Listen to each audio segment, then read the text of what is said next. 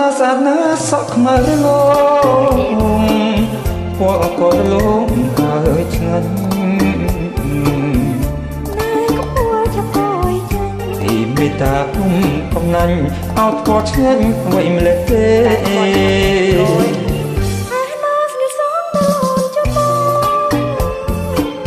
នេះកើនឹងអមមិនងាយបាត់ទេ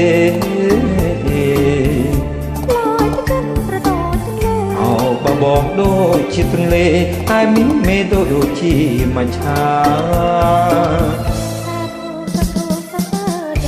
អ្នកណានោះល្អបងហ៊ានស្បត់បងស្បត់មុខវិយកព្រាំធ្វើជាសាំស្អីនេះហើយចែកដីមកយកខ្សែជីវីទៀតយើងទាំងពីរតុងទីនេះ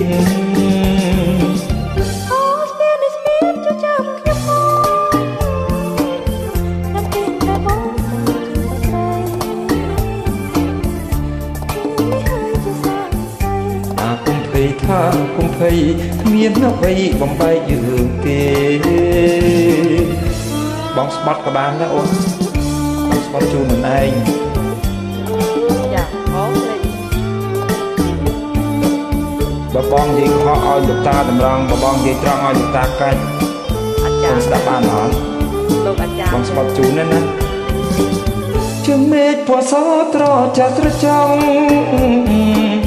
ស្នេហ៍យើងពេញវងពេញអប្រស្មេ